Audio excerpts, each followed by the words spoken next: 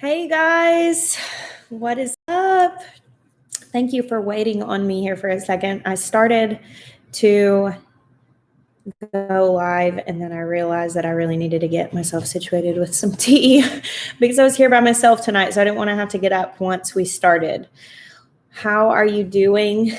Hey, Heirloom Permaculture, what is up? Welcome to all the first-time live viewers, and welcome back to all of you who have been here with us before. Thank you, Life Grows On. I appreciate those kind words. Hey, Casey Urban Farm, how are you? Angela, Angie, Kate. So it's just me tonight. Maya is helping some friends of ours tonight. He needed to have all the daylight hours, so I said I would hold down the fort with the live for this Sunday evening. For those of you who are seeing the replay, we go live every Sunday evening at 7 Central Time. Hey, Natalie, what's up? So I'm excited to get to chat with you guys. Yes, about the book. That is definitely something I'm sure we'll be talking about tonight. Hey, Stead in the City, how are you? Thank you so much for the congratulations, for the tremendous amount of support from this community. What a really, really cool experience this has been for me. This is my first book. I'm actually not cooking it. That's my canner. My canner is going with some tomatoes in it, which the timer is going to go off here in a little bit. I'm going to have to stand up and go get those out of there, but you guys can watch me. So I looked at it when I was about to put them in. I'm like, this is going to be going off in the middle of the live, but I didn't want to have to do it after. I wanted to be done. Grow light or heat mat. Christina, assuming that you're starting the seeds in your house, I would say grow light. The only way that I would say heat mat, really, I wouldn't say heat mat. If you're trying to start them like in a garage or a shed or something where it's going to be cool, you might need that. But your house should be warm enough. Even if your house is 65 degrees, it should be warm enough for germination. So grow light would be the option. Yes, the book has photos. An incredible photographer. I'll tell you guys the photographer for my book.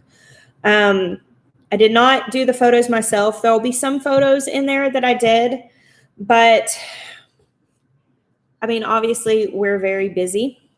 I'm try to pull up her thing so I can share with you. We're very busy. And when it came down to doing the book, I knew it was going to be a stretch to do the book at all, to be honest. It's a lot. And some people are like, I don't know how you do all of that. Well, definitely have limits. And I decided I would not do the photos. And we had, thank you, Agnes. We had a photographer come out here last year. Her name's Mackenzie Evans, and she's a local girl that does photography in Conway. I would call her girl, young woman. She's younger than me, but hey, single dad homesteading. And she did some photos of us for a local magazine. She did our family photos. And she did such an incredible job. And we already had that photo session. So she had done this big photo session of my garden in July. So we already had all those photos and they were amazing. And so I contacted her and said, can I get you in touch with my publisher? Would you be interested in doing the photography for my book? And she was like, absolutely. So thankful. And she's been awesome.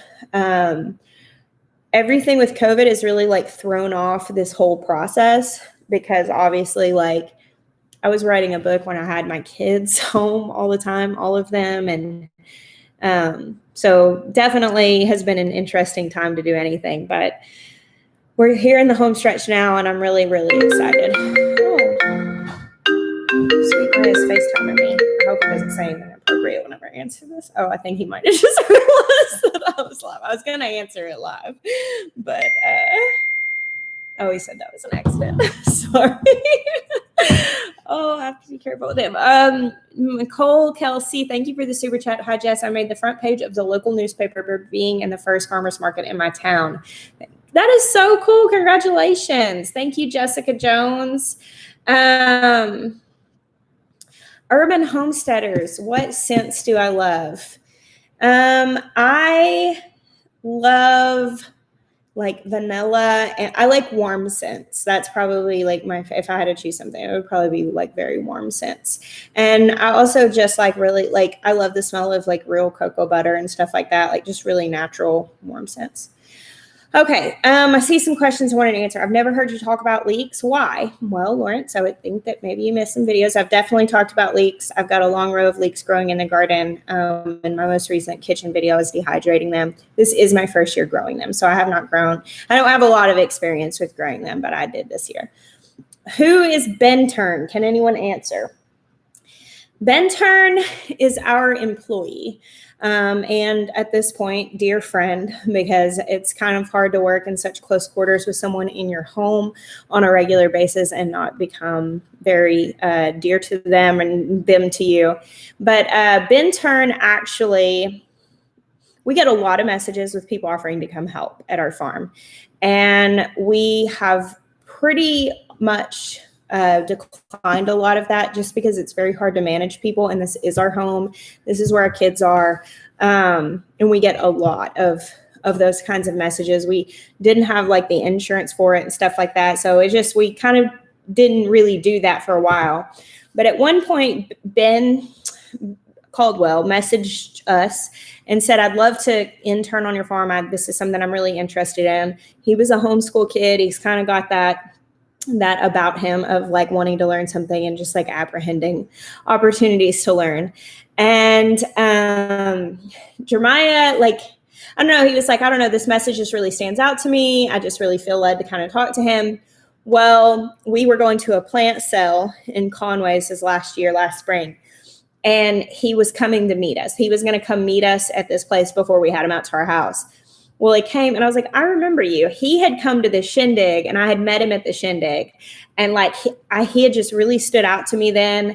And actually, I had told him then that to contact me on Facebook because he was asking some different questions. I was like, I'd love to talk more to you, contact me on Facebook. So then he comes up on the plant sale in Conway and I was like, hey, I remember you. And so it was just totally an amazing thing, such a blessing. He came out to our house and began to intern here, which is where the name Ben Turn came from because it was confusing to have two Bens. And we eventually ended up hiring him. So he works here now. So that's who he is. When do you know it's time to pull bush beans and replant? I mean, in the case of my garden, when they start getting kind of brown and spotty, but they just kind of stop putting out flowers, and that's when you know, or they just barely put out any flowers. Will you do a book tour? I am going to do several book signings in Arkansas. It probably depends on the success of the book, whether it will go beyond Arkansas. So I don't know what that will be like. Hey, Walterman Homestead. Hey, North Star Prepsteader. How are y'all doing? Thank y'all for being here tonight. Thank you to all my moderators. I'm very excited about my book as well. Have you ever tried to keep a tomato plant alive in the house over the winter? No, I've had those little ones, like the teeny tiny ones, and I've started them really early in the winter, but no, I've never tried to do that. Are you planning to sign the books? So I'm so unfamiliar with this process. I don't know if, like, I think all the pre-orders go through the publisher. I don't really know how that works. I don't know if those will come to me at all or if I will touch those. I know we're going to do signings, so I don't really know about that yet. I can't really answer. Jeremiah's helping some friends of ours tonight, so he will be back here later. Depends on the success of the book. Get real. It's already a success. Okay, Miranda. I just don't know, like, I'm a little like having a hard time wrapping my head around it as it is. So for those of you who don't know, it would be awesome, Chris. I announced this week that I have been writing a book, and it's called The First Time Gardener, Growing Vegetables. And it's actually part of a series that the publisher is doing, and there are other authors writing on different topics for the first time gardener. And so I'm teaching people how to do food gardens, but there's another author teaching people how to grow flowers and stuff like that. And so, hey, Amy Fuel. And so, yeah, it is, I announced it this week, and you guys were amazing, as you always are, and so encouraging and so supportive. And the first day that I announced it, it really shot to the top of like the organic gardening niche on Amazon. It was the #1 bestseller in that niche and in the vegetable gardening niche. But what I think is really, really cool is that it ended up hitting like number 54 in Amazon's top 100 of all their books. And then, so that was like a huge deal. That was amazing. So I shared on my garden tour, and the other night, Justin Rhodes, who's just a precious friend, he and Rebecca, and he shared about the book on his vlog, which put it back up on to like 60 on the top 100 again. So really, really cool. I have no idea how many copies sold. I don't know, but it's going to be awesome. So like, I'll tell you a little bit about it. I can actually talk about it a little now that it's out. I think it would be really cool to do book signings. I'm just like hoping and I'm just imagining all the events we're going to get to go to next year. I started it, I don't know, the end of last year. I started it.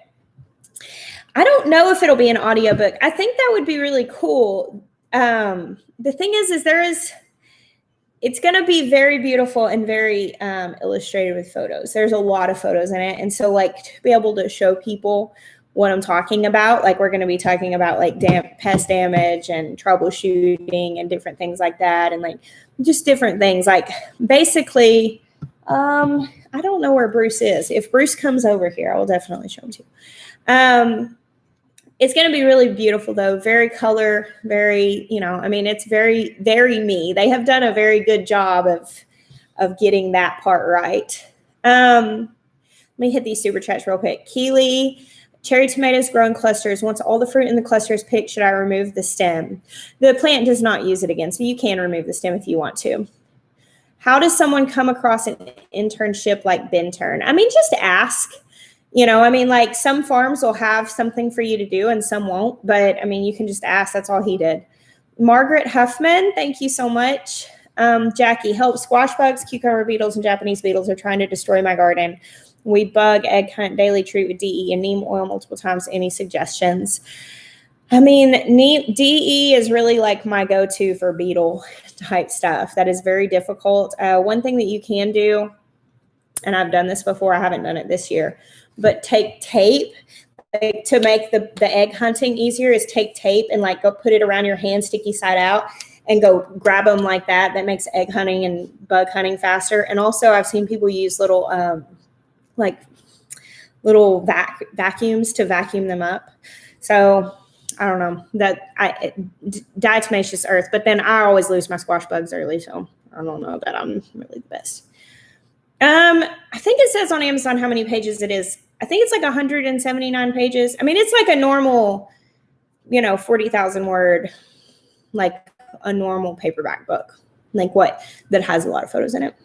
And essentially what I have, I would say that it's very much what you have come to expect from me, like as far as being, it's very understandable. I think a lot of like analogies and explanations to where it's not going to feel overwhelming, but also kind of like some of the nerdy science stuff of explaining the why of things and how it works and all that stuff. And basically, it's meant to be like a jumping off point for new gardeners. And of course I'm sure there will be things in there that people can learn that they didn't know before, but very much just what you expect from my channel, from, who I am. So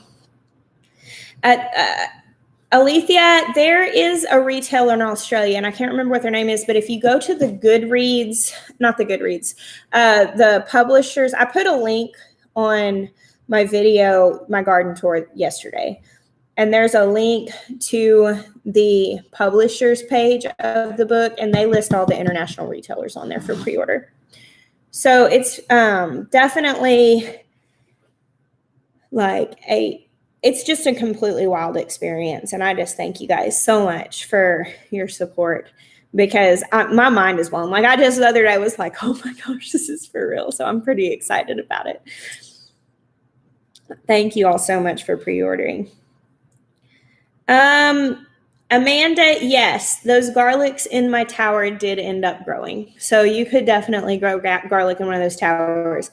It takes a long time in my green stalk. I did one row of them and they did end up growing and they grew normal size. So, hey, Mom. I will definitely also share the book signings in Arkansas whenever they're nailed down. We've been working on that. My headbands are from a website called The Natural Life. They're called boho bandos. These are the full-size ones. I don't know that it's coming out hardcover. I'm not sure if it's going to come to that. I think a lot of times with like books like this with publishers, I've never written a book before, and so publishers are kind of trying to fill it out. I'm really excited to see what they say on Monday after this weekend. Because whenever I talked to her the other day, she was like, oh, yeah, it's really great. You've already sold 38 copies. But that was before I had told anybody about it. That was just the people who had found it and like my parents and stuff. So like now I'm really curious to see what they say. So, Jeanette, the flavor of basil does change when it goes to seed. So when it starts putting flowers up, it changes. So I just try to prune the flowers back. And anything that's like struggling with the heat, I mean, like making sure it's watering will be really good. I don't do ceramics. I would love to, but obviously it's not like I have a lot of spare time for hobbies. I would love to do pottery. That's like, I actually, when I was much younger, like I took pottery classes and stuff like that. But I mean, it's been 15 years since I did anything like that. So, why would my cherry tomatoes fall off the plant before ripe in zone 6B? I'm not entirely sure. Does anybody know why cherry tomato plants would fall off the plant? I mean, other than like keeping the the water regular, the heat I know can sometimes cause them to drop their blossoms. That could possibly cause them to drop their fruit.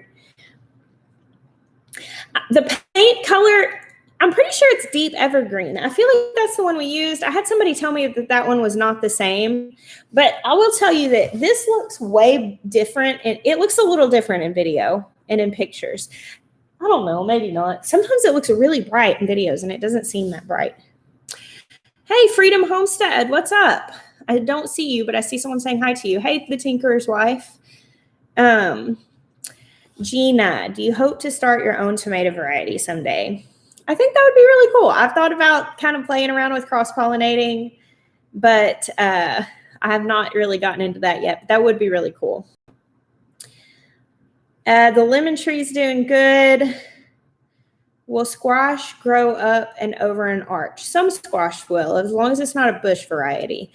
So like a butternut squash or an acorn, as long as it's not a bush acorn. Like many of the winter squash, Tramontino is a summer squash or a winter squash that you can grow on a trellis, but bush varieties won't. Thank you, Greenwich Homestead. I appreciate that. Thanks, Second Life Farms.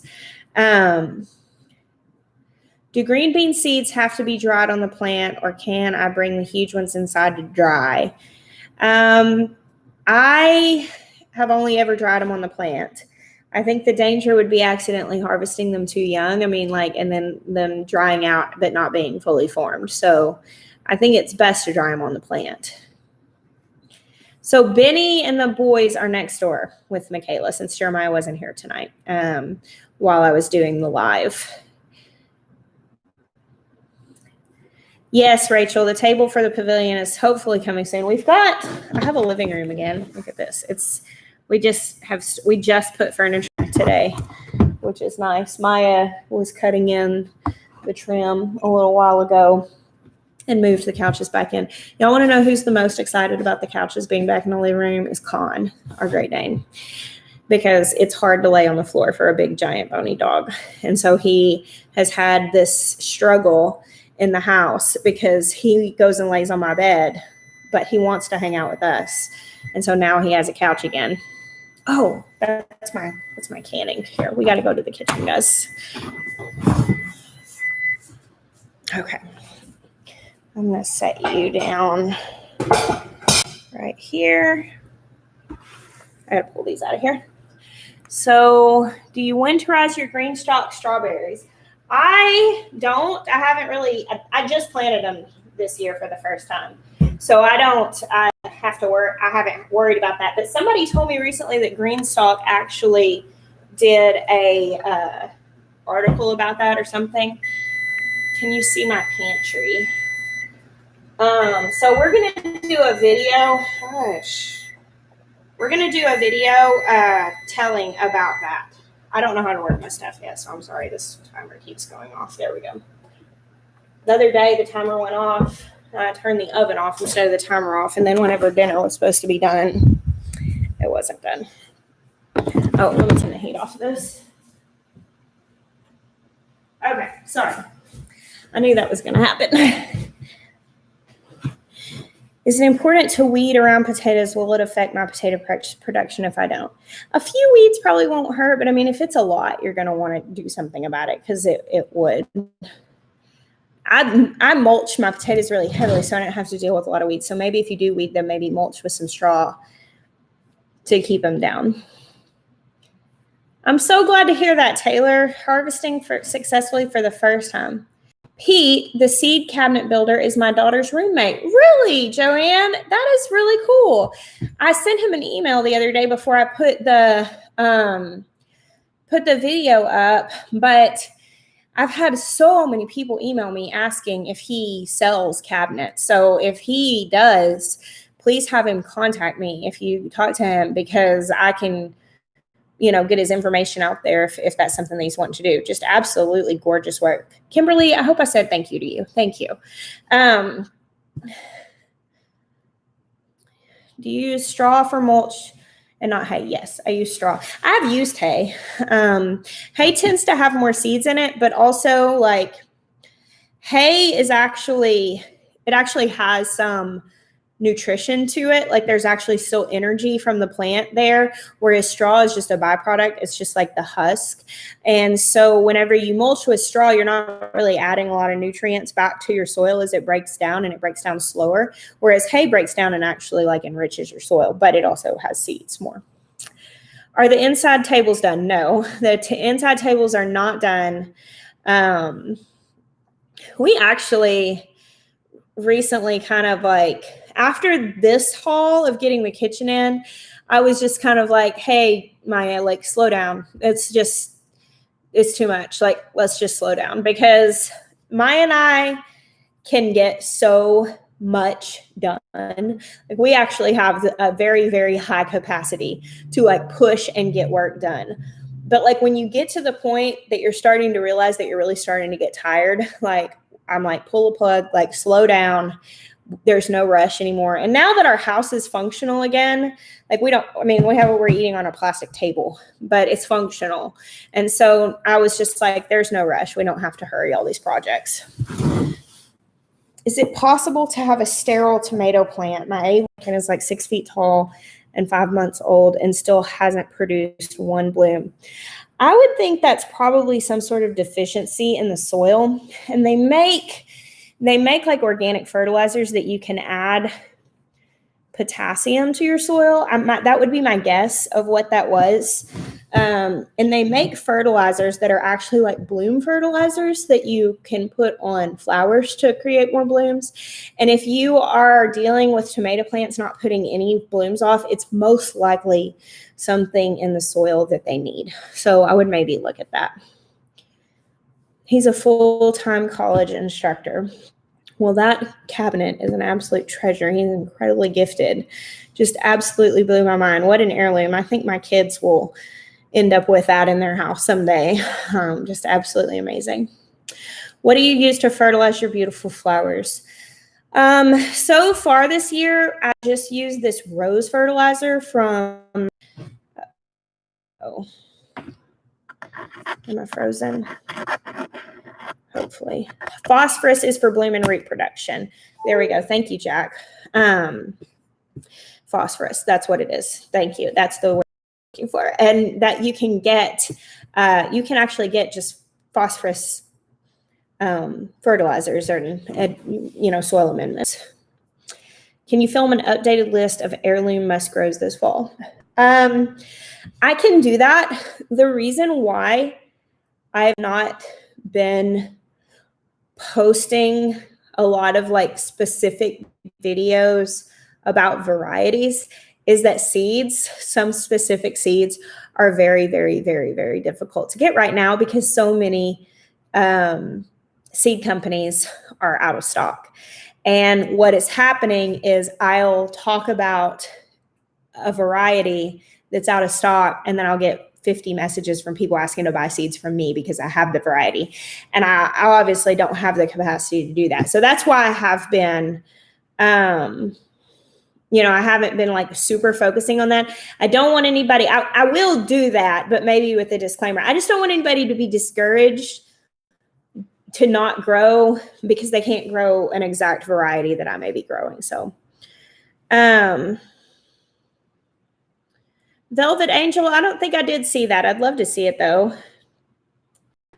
Capitalized questions. Soaking banana peels in water for a couple days is a great phosphorus fertilizer. Thank you, LV. That's a really great tip. How do you heal graze on exposed soil? I'm really not entirely sure, but I know that Deep South Homestead has been dealing with that this year. So maybe follow them and see what they're sharing their process is. I think he was talking about maybe growing sunflowers in it. He was talking about growing something, I can't remember what it was, to help process out the toxins in the soil. Deep South Homestead. Thank you, Amy Tursky. I appreciate that. Okay, it's on the Facebook page. I'll get on there and see.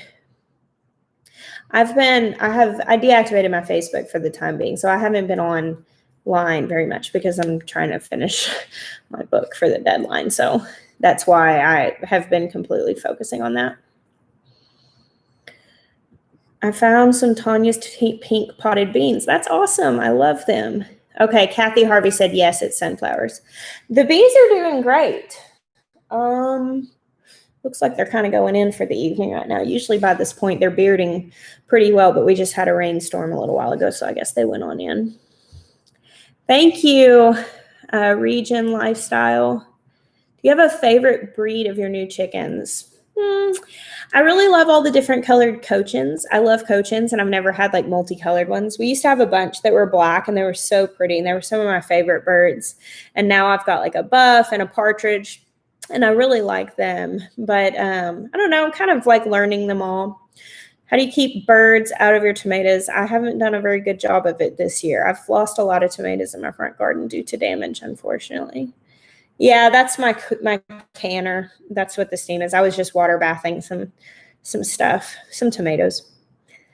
My silver slicer seeds, Donna, came from Hudson Valley Seed Company. And we actually don't have chipmunks here. We have a lot of squirrels, but we don't have chipmunks. Not at least here where I live. And I did not grow up seeing a lot of chipmunks in Arkansas, so.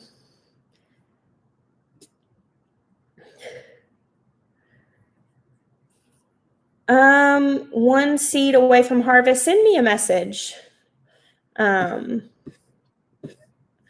need more advice from the blossom end rot, powdered milk. Blossom end rot is actually caused by uneven watering, like too much water or not enough water, basically causing the plant to not be able to absorb calcium. And you're going to get, I've done the whole like Tums under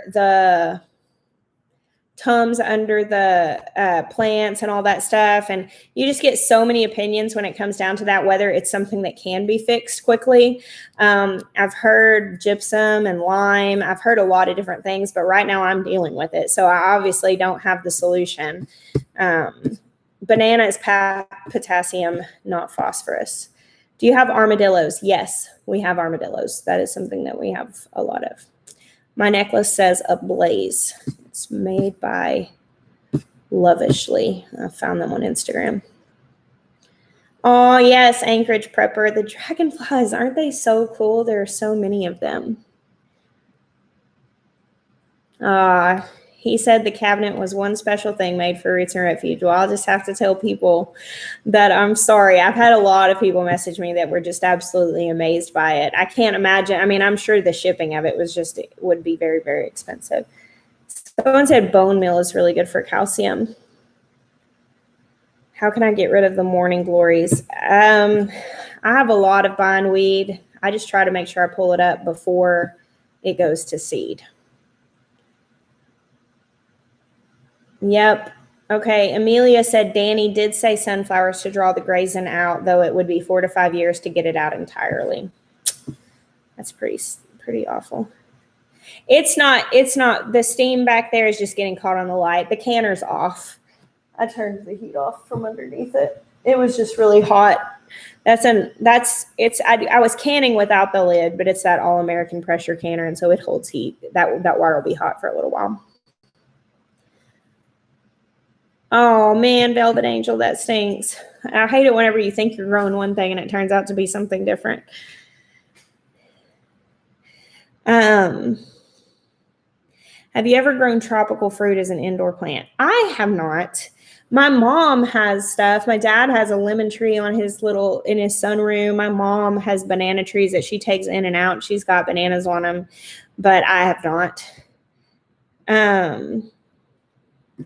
Someone said calcium nitrate is not organic, but is a quick fix for blossom and rot. Are you going to grow fruit trees? Yes, I think we're planning on putting a couple of dwarf fruit trees right in front of the garden. Not one red tomato yet in my garden. We're definitely getting a lot. Right now, what do you got over there? There's a few on the counter. And then, can you see that basket that's full? I canned tomatoes all day. And then I went out and harvested like 20 more pounds. And I finally, I'm on top of it. I went out 20 more pounds. I'm not complaining. I'll just can some more. I don't know if you could eat bindweed. Same. Was wondering what okra variety is most prolific and good for northeastern short season. I don't know about short season because I know that okra loves the heat. And I know that here it goes pretty slow until it gets really hot and then it explodes and takes off. So I don't know how well it would do in a short season. But, all the varieties pretty much start producing around the same time. Like the burgundy and the Clemson spineless, those produce probably earlier than maybe some of the squattier ones. The head wraps from the Natural Life. The tinker's wife said bindweed is poisonous. So there you go. There's the answer. Someone... Single Dad Homesteading says, I have seeds. If folks want them, all they need to do is pay shipping. They will be a mixed assortment. So I was actually with Chris last year, and Baker Creek brought and donated a bunch of seeds to him to give away at festivals. But then obviously this year the festivals have been canceled. And so he says he has a bunch of extra seeds. So if you want to send in some shipping for a mixed assortment of seeds, send Chris at Single Dad Homesteading a message. That's awesome, Chris. Thank you for offering that. Yes, Regina, we do have a lot of rain in the forecast. I don't know. I haven't gone down to check the gauge yet, but it just poured here for about 30 minutes. So I'm not sure. Chris, can you put your email address up where people can contact you? And Lauren just said it. If you want to go post it in my Facebook group, you can definitely do that. He has a lot of seeds. I was there with him whenever we were putting them in the back of his car. I don't think you can send a message on YouTube. That used to be a feature, but they've stopped it now. I'm in zone 7B, but I live at a higher elevation. So I kind of err towards 7A because it kind of goes more that way, but zone 7. So there's Chris's YouTube channel. And then there's his email address, privatchris94@gmail. Thank you, Chris. Have you grown the red variety of sunflowers? Yes, Raymond. I have. I grew some this year and they were so pretty. Can tomatoes crack when they're still green? Yes, they can. It's not super common, but it can happen. All right. I hate to do this, but I will be right back. I got to go check something really quick.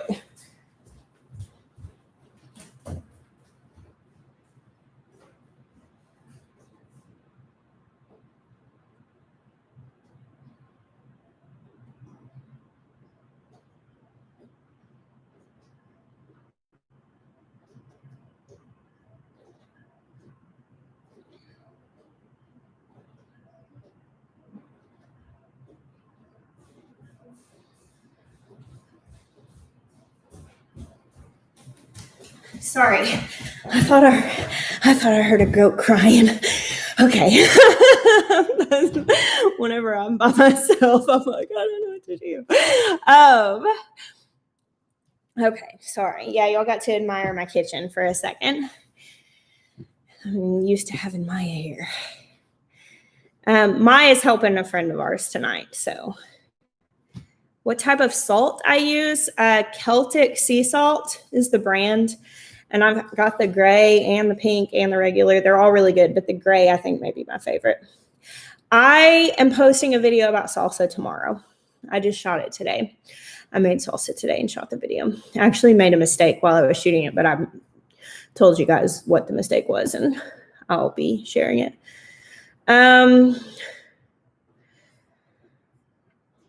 My kitchen did turn out amazing, didn't it? Thank you so much. This is what it sounds like when goats cry. That's hilarious. Claire. Like sitting down to do a live by myself is kind of nerve-wracking. There are 1.7 thousand people watching this right now. Like it's kind of hard. And whenever you've got another person with you, you can kind of like trade off answering and reading things. It's kind of hard to do by yourself. And I knew that, like I told Maya, I can handle it so you don't have to rush back. But I sent the kids next door to my sister-in-law's and I put my dogs out back because just dogs are big kids and my kids, they'll just be all over the place. So I was like, I can't handle it tonight. It would be one of those nights where I just had an example of how, mom life actually is. Yes. I do marinara sauce and I can show that, but what I usually do is just cook the sauce down and like on the stove, just with tomatoes. I mean, it's like super basic, and then like saute an onion and some garlic and stuff like that and some herbs.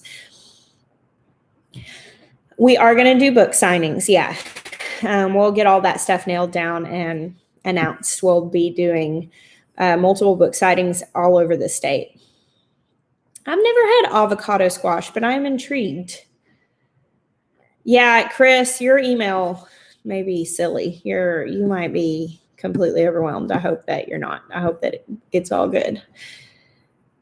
Chris also has a YouTube channel, by the way, guys. So if you are not already following him, you can check him out there. What is your favorite way to use sweet Marconi peppers? Oh, I just love to eat them. They're so good. I never did get around to smoking them and grinding them, but I've had smoked ground sweet Marconi peppers before that were delicious. And that's why I started growing them, but they taste so good that I always end up eating them fresh. When you harvest Serrano peppers, I harvest them when they're green. They just get hotter when they're red. So you could do that if you wanted to. And I don't know, probably like this big. They just look like skinny jalapenos. I don't know about signings, like where the signings are going to be. I have no idea what that's going to look like. As of right now, they have only talked about doing them in Arkansas, but I don't know what will happen. Like, it came out of the gate doing really well. And so we could, and we'll have the books and we'll be doing signings anywhere, like any conferences or anything that we end up at as well. So where did I get my pink hutch? That hutch was my great grandmother's hutch. Mom, I saw your thing. I'll text Chris and get you on his list. Chris, my mom put a message up, and I think it hit it because it had an address. But she asked if she could be on your seeds list. So that is all I'm growing is Marconi peppers. They're so good. Like let them get ripe. Like if you pick them early, they're not nearly as good. But if you let them change colors and get good and ripe, they're so good. I will tell Maya that y'all missed him. Y'all are so sweet to us. This year, I've not had Japanese beetles. The first year that I had a garden, I was overrun with Japanese beetles. But this year, I haven't had them at all. I don't think I've seen any. Hopefully, I don't see them now that I've said that. But what can you do with cherry tomatoes? We really like to dehydrate extras. You can can them. You can freeze them. The thing that I really like with cherry tomatoes is you can like put them in like can them or put them in the freezer, and then you thaw them out and you can make like pastas with them, like a carbonara. So, and some cherry tomatoes, like just like a good light pasta with a little olive oil and cherry tomatoes is really yummy.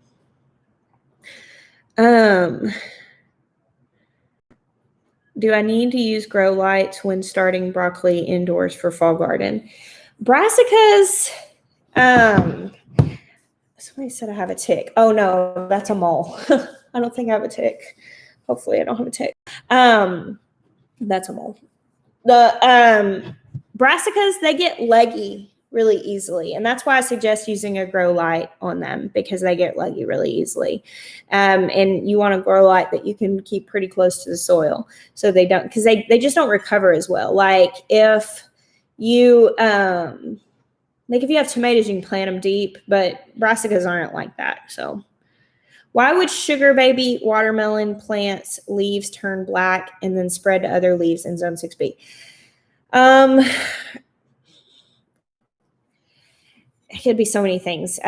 Cucumber beetles are a really bad pest with things like melons, and they can spread sickness and they can cause them to get like just sick and spread it fast. Black, I mean, it could be watering issues. It could be some sort of like blight. Especially if it's been really wet, that can happen. So do you use wild hay grass clippings for mulch? No, I use straw that we get from a local place. Oh, Chris, I'm so glad. So my cauliflower has pink tinted crustyish top. Any ideas? I don't know. Does anybody have any idea what could cause that? I'm not really sure. Guys, this is like this time of year for gardening. I'm just going to tell you, like, it gets brutal.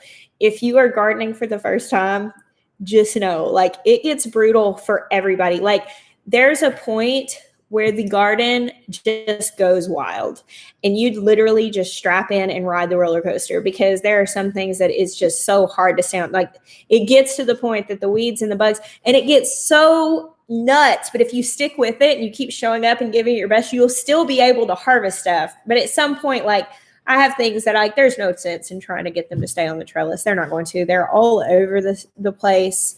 The aphids, oh my gosh. Like some of my noodle beans, it's nuts how many aphids are on them. And it gets to the point that I'm just like, whatever. Like, I'm still harvesting a lot of food.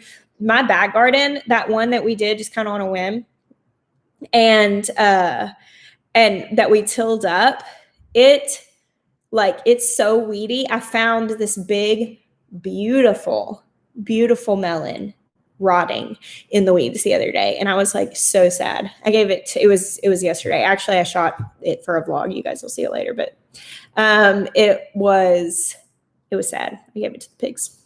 They were happy, but I was bummed. Okay. Thank you, Donna. Donna said the sunflower or the cauliflower looks like that because the sun, and that makes sense. It's some sort of sun scald or sunburn. And she said wrap the leaves around the head. And I know that with cauliflower or broccoli heading things that you don't want bugs to get to them, you can wrap the leaves up and you can like tie them shut. Yes, more shirts are coming out soon. Those shirts are so good, aren't they? Our shirt designer guy, our shirt maker, they just do such a good job. What do you do when you get standing water from heavy rain on your tarps in the in-ground garden? Do you sweep it off? I'm starting to get some fungus issues. Yeah, I don't really have standing water because that's kind of on an incline. But yeah, you could totally sweep it off if that were being an issue. Or even just a hose might seem counterproductive, but just like to move the water off and to keep it from being stagnant. Do you use neem oil? Yes, I do. Does anyone have any information on how to successfully grow cow sweet watermelon, hand pollination specifically? I don't know about that specific variety, but maybe somebody can have a tip. Got my shirt the other day and love it.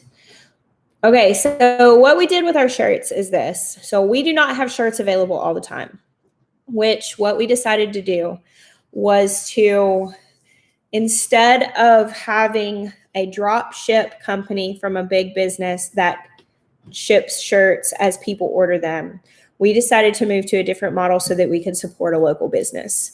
And the local business uses sustainably sourced t-shirts. It's a small business out of Arkansas. It's a friend of my brother's.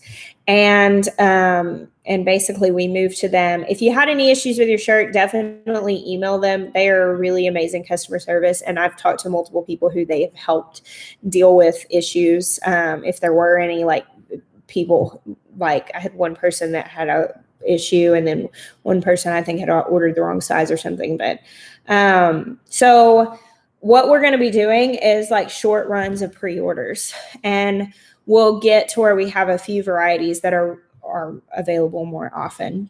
And we may move to where we are getting shirts from them, and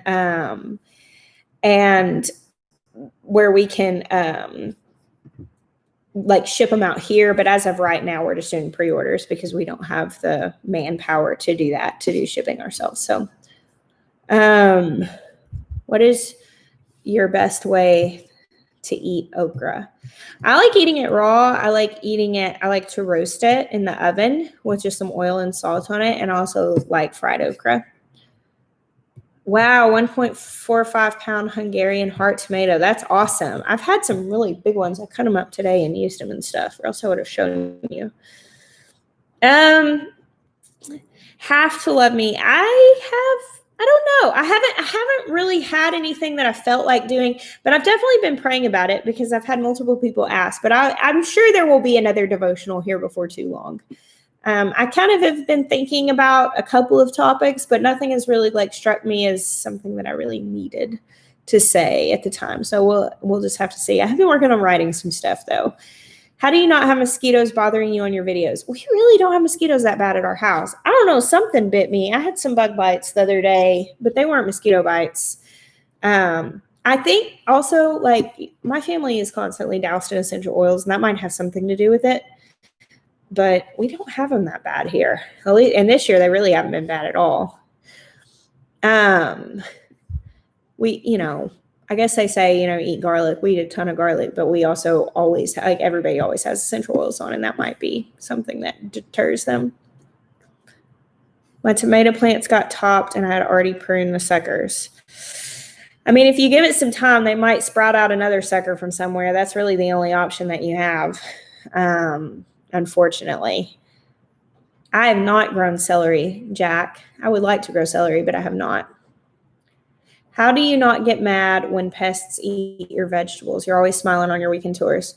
I have a really big garden. Like, actually, part of for me, like having such a big garden is to account for a loss, because it happens. I mean, I definitely get bummed out. Like the other day, I went down and the chickens had gotten in and run like several tomatoes, and I was pretty bummed about that. But I mean, it's kind of just part of it. Sometimes it's worse than other. I feel like last year I threw away as much food as I kept because of chickens and bugs. This year I feel like has been a little bit better than last year. Last year was really rough. What do you use essential oils for? I mean, pretty much everything. I love essential oils. Will there be recipes in the book? No, it's not. I mean, there's probably there's some tips here and there, but like nothing that would really be considered a recipe.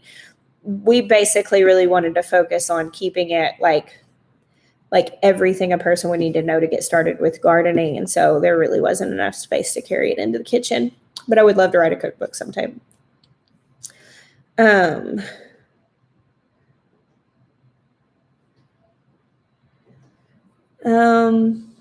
Will hornworms eat pepper plants? Some mystery bug is eating my pepper plant leaves. Yes, hornworms will eat anything in the nightshade family. I've heard they'll eat some other things too, but yes, they'll eat pepper plants. Where do you get your headbands? The Natural Life. They're called boho bandos. How do you get your peppers to stop dropping blossoms? I've actually not dealt with peppers dropping blossoms. Maybe somebody else can chime in on that.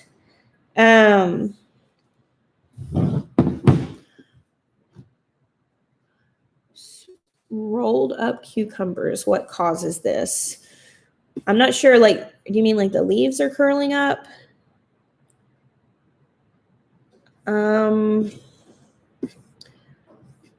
Taylor, Lauren, can you put like an email, like something where Taylor can contact you about oils?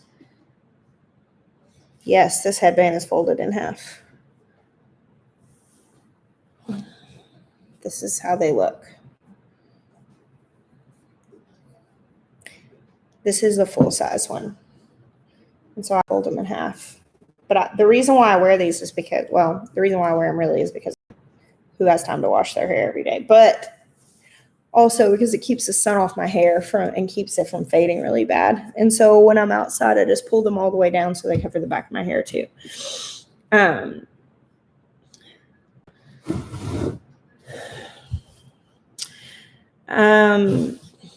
Doubles as a mask. Yeah, I've seen people wear stuff like this inside places. You could do that. Cool. I'm so glad, Veronica, that you did. I've had a lot of people tag me in Quick Pickles, so I'm really excited.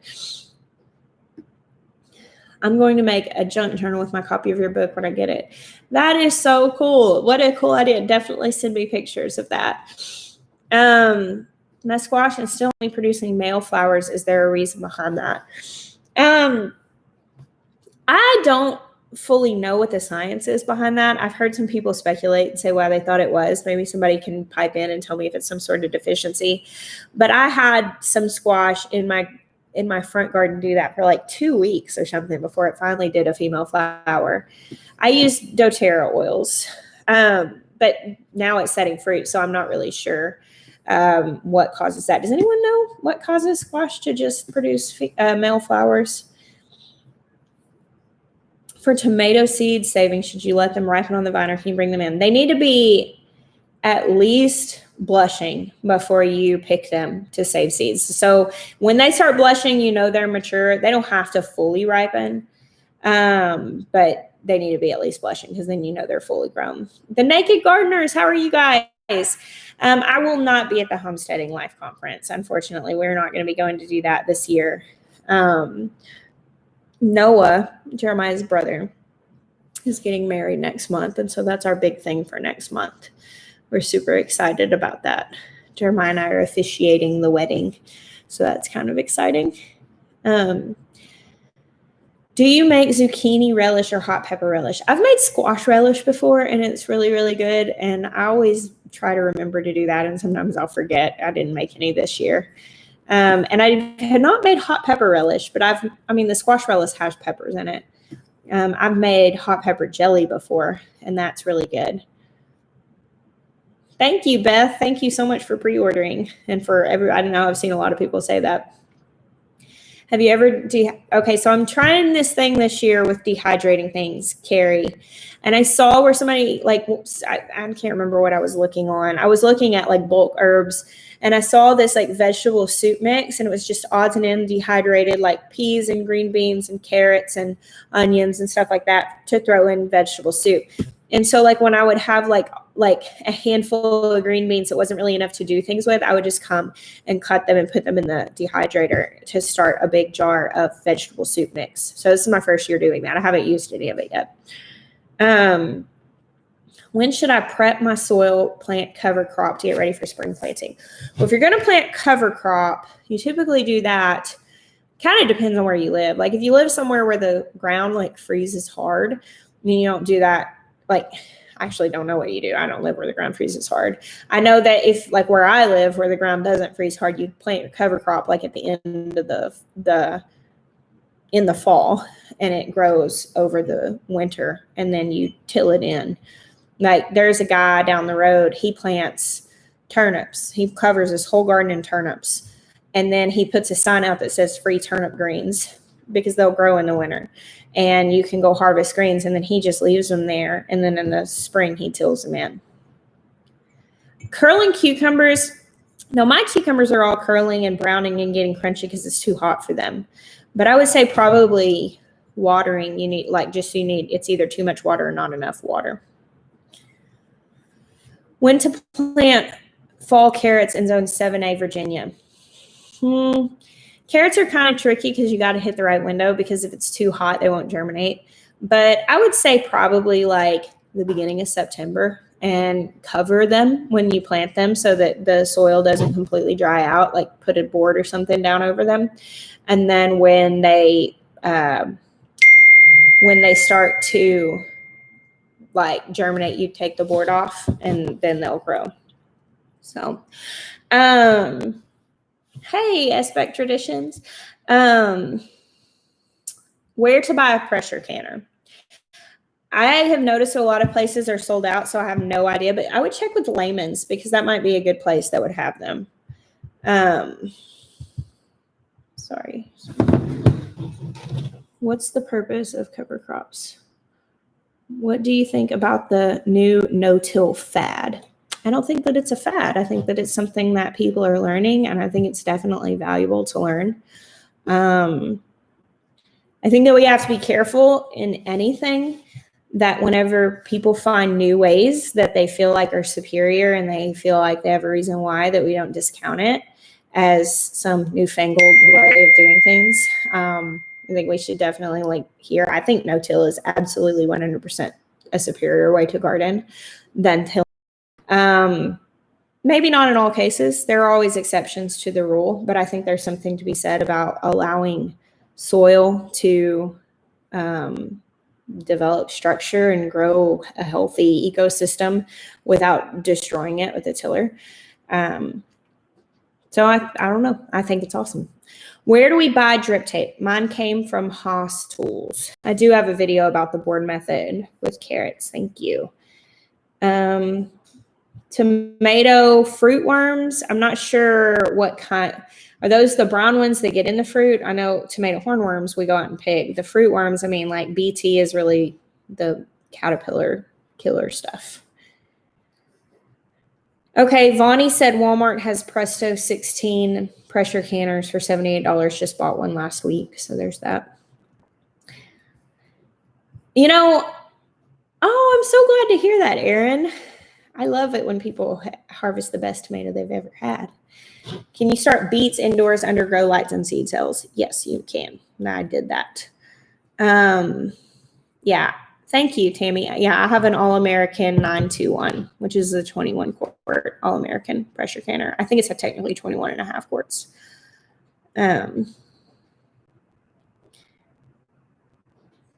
Yes, Andrea. I think Lauren's still on here, but this is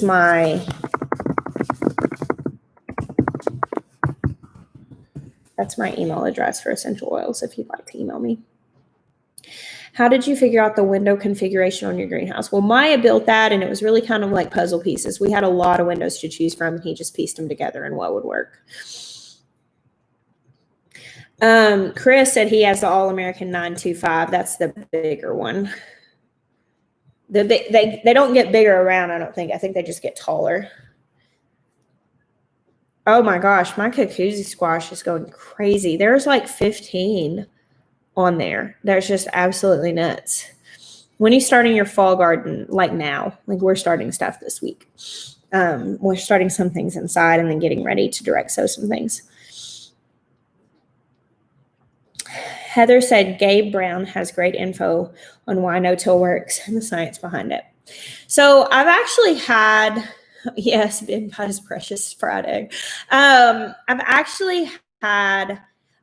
I've had a really I hope I didn't sound like super defensive over no-till, but I've had it's been surprising to me how many people will call new gardening things. They'll just completely discount them and call them fads or basically say that they're not feasible. I've had a lot of that over growing on cattle panels. I've had a lot of people be like, oh, that's just a trend. It won't last. And here's what I want to share with you guys. Okay. And this is something that's a really I'm going to have to end this soon. I can't go over super long because my kids are next door, but do you know that in the 90s, the number one purchaser of kale in the country was Pizza Hut, because that's what they line their salad bar with. Did you ever go to Pizza Hut in the 90s and there was the green stuff all around the bowls of veggies on the salad bar? That was kale. And they were the only people buying it because nobody ate kale then. It wasn't a popular thing to eat. And now, people eat kale. Like, you know, I mean, it's just like, it's a totally common thing. And it makes me think of like when George Washington Carver began to really search out the like uses of peanuts. And basically, like, in this one man who honestly was an incredibly spiritual man that walks with God in nature, and he began to have this revelation, and he used his mind and had all of these ideas about what could be done with peanuts. And that changed the course of agriculture. That changed the course of how, you know, how people did food. And I just think about peanuts. I think about kale. And whenever people are like discounting things because it's not how it's been done in our lifetime or in our parents' lifetime or grandparents' lifetime, like, what all are we missing out on agricultural revelation and growth because it's different than what we've seen done before? Like, I don't want to only do what's been done before. I want to do what's never been done before. I want to find the things. Like, I want to discover the kale. Like, that, you know, like, I want to discover food that's easy to grow and that's, you know, like, and it's nutritious and good for you, that has up until this point been lining fast food pizza places, salad bars. Like, I want to find the things that need to be like redeemed because somebody can see the potential in them. And so, like, when people there's a lot of people who come in and are like somewhat scathing about newer methods of doing things. I'm not saying the person who asked about that was saying that or intending that by any means by calling no-till a fad, but many people have it. I mean, I've had like some very, very attacking comments and messages from people being like, you just need to teach people how to till a row garden and plant stuff on the ground and not spend money on cattle panels and not do things this way. And like, my response to that is no. Like, I will not do that. I will not stay within the confines of what's been done because that's what somebody thinks is the best way. I just think that we have to figure out what new things need to be discovered. And like right now, I agree. Like, the no dig method is like, it's not a new thing. I mean, people have been doing this, but it's just becoming like, yeah, in the 90s, Mother Earth News was talking about no-till. It's just becoming like more mainstream now. And there are things that are going to become like, it's good for these things to become mainstream. It's good for, like, if putting up cattle panel arches makes people garden in their backyards, whereas they wouldn't, like, then it's better for that person. And that's not to say that everybody's garden needs to have a cattle panel arch. That's, you know, like, that's not to say that you can't grow a good garden without that. But if something like that empowers a person to grow, inspires a person to grow, makes a person's space more feasible, then it is a good thing for them. And like with no-till, like, there are so many, you know, like, there are some instances where that is absolutely 100% the best option. Maybe not all of them, but there are definitely some where it is. And so, like, why wouldn't we want to know all the options? And like, I don't know. I personally feel like,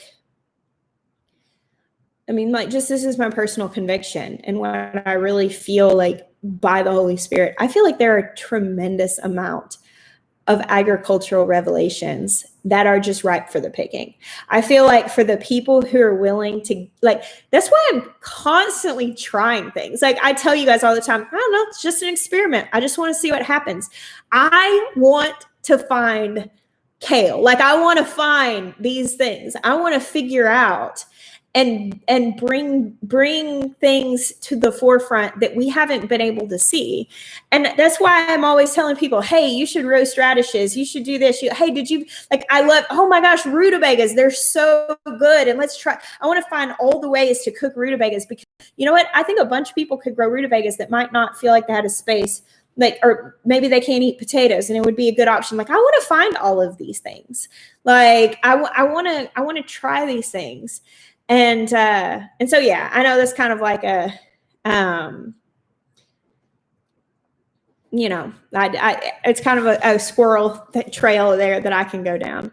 I agree. I mean, like the food supply issue this spring, I think it was really kind of an eye opener to people that we are very, very dependent for our food supply. Now, I don't want to take a stance that's like super like, hey, I'm a homesteader and look, I grow my food. Like, we're still very dependent on the system, like, I mean, if the system were to go down, we would have to we'd have to deal with a lot of animals that we couldn't feed, essentially. So like, that's really where it comes down to it.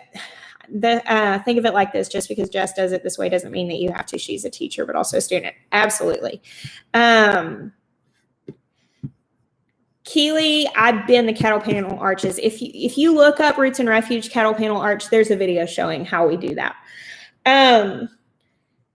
So all of that, like, I got completely sidetracked. Traditional gardening is based on traditional farming. Yes, like, guys, like, you don't have to have rows in your garden. Like, you don't have to do that. Like, that's one of the things that just, like, I was such a slave to the back of the seed packet and what it said, because, guys, like, we have to realize, like, we are taught and raised in our education system to pass tests. We are taught to learn answers, not to learn how to learn.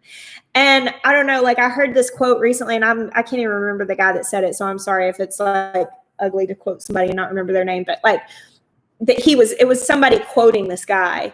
And they said that the learners inherit the earth, and the learned just, see, now I'm butchering. I can't remember who said it or what he said. The learners basically inherit an earth that no longer exists. Like, they become experts in a world that no longer exists. And like, we have to be learners. We have to be experimenters. We have to be people who are constantly observing and that are growing, like, to try new things and to experience new things and to watch and see what we might want to do differently. And we don't have to garden like a commercial farm. We don't have to do those things. We don't have to be slaves to the back of the seed packet in our garden.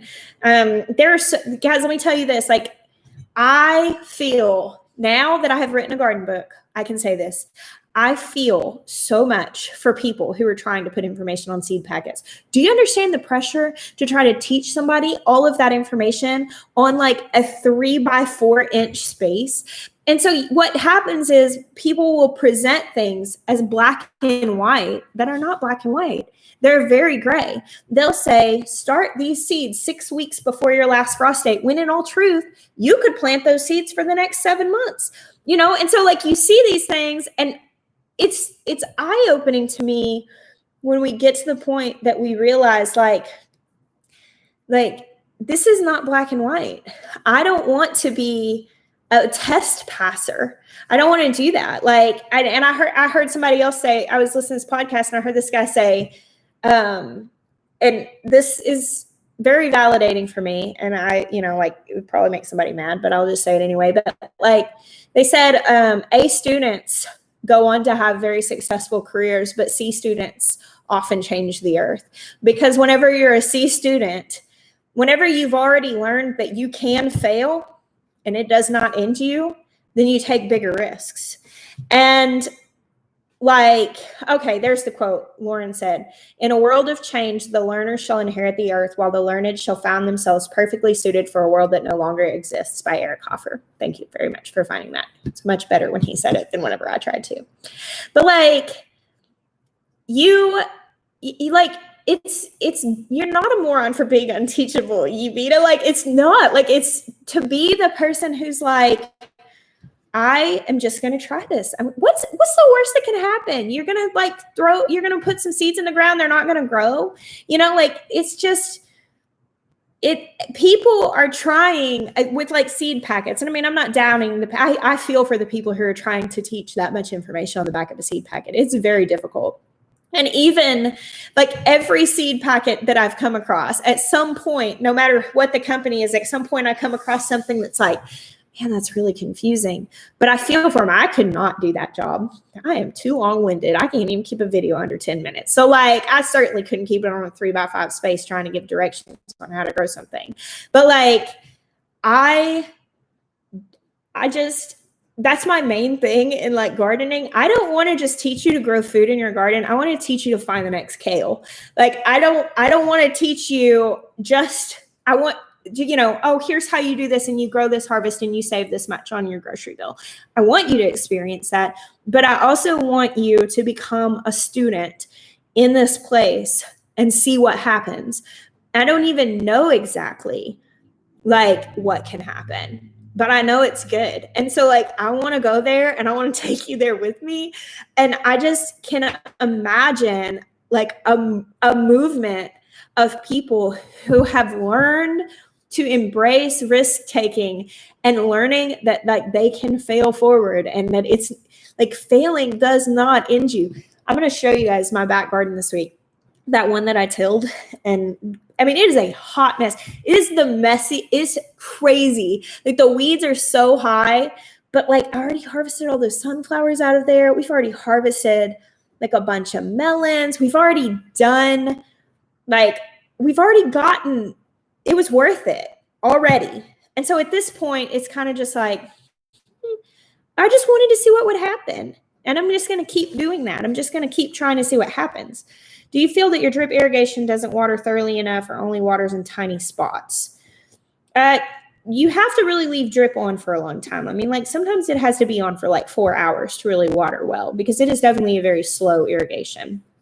So yep, I'm going to mow it. And then that's exactly what I'm going to do. I got to put my boots on. I tried to go back there the other day, yesterday, and I was like, oh, this is dangerous because I just had sandals on. I had to put my boots on and get out there and like figure out what I can harvest out of it. And, you know, we'll probably mow it down and I think I might replant it. I just think that there's so much more potential than what we have been taught to search for. And I see so many people come into gardening with that, that kind of mindset of our education system, and people are looking to pass. They want to come in, they want to learn the information, the right answer to pass. And like the first lesson that I want everybody to learn is, hey, just go ahead and make your peace with the fact that you're not going to succeed in everything. Now, have high hopes. I mean, speak life over the thing, have high hopes, that's fine. But embrace the areas where it doesn't go well and like study it and figure out what you need to do. And like, I just, writing this book has been such an eye-opening experience to me, because I'm trying to give gardening advice for a book that's going to be read all over the world. Do you know how hard that is? Like, people ask me stuff sometimes like, how do you do this in zone 3? I'm like, I've never even been to zone 3. I don't know. Like, but I can teach you how to think and how to troubleshoot and how to understand. And I know that you can be successful wherever you are, just understanding that you can embrace the process. And yeah, find what works. Exactly, Wendy. And like, I don't know. I mean, I love my garden so much. I love my garden, but I still make mistakes. And I feel like, I don't know, I sat here the other night, we were sitting in here, and I'll share this. Oh, one of my cans just popped. Such a happy sound. I was sitting here and I was reading something to Maya. I was reading like a chapter. I was kind of asking him if it flowed right, because I'm getting ready to turn everything in. And it was a really sweet moment. This is a little sidetrack, but this is really blessed my heart, so I'm telling you guys about it. Like, he was like kind of getting a little teared up, and he was like, you really know a lot about gardening. I was like, I don't think that I really, I mean, I do, but here's the thing that I really know about gardening. There's a ton that I will never, ever know. There's a ton that I will never know, that I can't know. It changes every single year. And what I want to teach people, and basically the gist of, you know, the bottom line of this book and what it comes down to is like, hey, don't freak out. Go in and learn, because you can. Like, go in and you can do this. So coming in, like, and you're not going to pick up a book and find black and white answers for a subject that is only a gray area. It's just not going to work. There has to be some flexibility. There has to be that. And I don't know. So this is something that I get very, very, very passionate about whenever I think about this, because like there's a temptation in me sometimes when I think about all the things I wish that I could understand with gardening I love to learn, and I love to read books, and I love to watch channels, and I'm constantly trying to learn. But like sometimes what happens whenever I'm faced with like all that I don't know, and I think, oh my gosh, I got to learn more, I got to get more qualified. And really the truth is what we all need to do is to be like, you know what? What I need to be more than anything is adaptable and teachable and flexible. And I need to be not completely ruined by failure. And you will learn. Yeah, that's actually Charles Dowding. I just love Charles Dowding. And that is something that he is very much like, let's just try it. Let's just do this. And of course, I mean, he's got a lot of experience. And I think that the thing that people like, the people that I see that have been very successful in gardening for a long time, they have very much like a let's just try it mentality. Because you just don't know. I mean, like, you might have a freeze that's like months out, or weeks too late. You might have like a crazy year for pests. The first year that I grew a garden, guys, like I tilled up. All I had was hand tools. This was like in my early 20s. So I lived in a rental house that my dad owned. And I tilled up by hand, like an 8x10 garden spot with a hand cultivator. Thank you, Eric. And partially with my child strapped on my back and a baby carrier who was, let's see, Asher would have been like 18 months old at the time, something like that, a year old. I tilled this up by hand. I was so determined. I'm going to grow food. This is the first year I found Baker Creek and all this stuff. This would have been like 2009, I think, 2008, 2009, something like that. I tilled it up by hand. My mom bought me some plants at the store. I mean, just like basic stuff that they sold at Home Depot. Then there really weren't very many heirlooms that you could buy. It was just like basic stuff. We go home. I planted. I'm so proud. I'm like, I'm going to grow a garden. I know nothing of mulching. I don't know anything about soil. I don't know anything about anything. I don't have any money. I was just going to be a gardener. And it started raining, and it rained like 17 straight days. My garden was destroyed after that. Like most of the plants were dead because of the water. It was clay soil, it was full of rocks and clay. And then, the weeds were completely nuts and what was left. I mean, I got nothing. And that was my first gardening experience. Was a complete and utter failure. That was it. That was I'm going to be a gardener. And but here's the thing. And this is what I remember hearing this on the radio. I remember hearing, them saying about farmers losing their crops. They were saying that there were some issues, and essentially a lot of farmers lost their crops that year. And I remember listening to the radio being like, well, I mean, I guess if a farmer, it's their job. If they're losing their plants, I shouldn't feel so bad about losing mine. And that's true. And I mean, like, that's how it is. I mean, there are people failing that have way more experience than you. So you might as well try again. Yeah, I mean, truly, Lauren just said that. And I mean, what if I had quit? Like, what if I had thrown in the towel? What if in 2008, when my garden died a watery death in my backyard, if I had been like, I have a black thumb, I'm never going to grow anything again. I don't know where I would be right now. And where would you be right now? Like, you wouldn't be on this live stream. Like, I know that's for sure. And it's just crazy, like with the potential that we forfeit whenever we refuse to try again. It's just absolutely devastating, actually. What's my favorite spot in my garden this year? Tammy. It was up here in the front, like where the arch trellis is, where the noodle beans are. I really liked that area. I'm really digging the ridiculous jacuzzi gourds that are just taking over everywhere. And I'm really liking the high tunnel.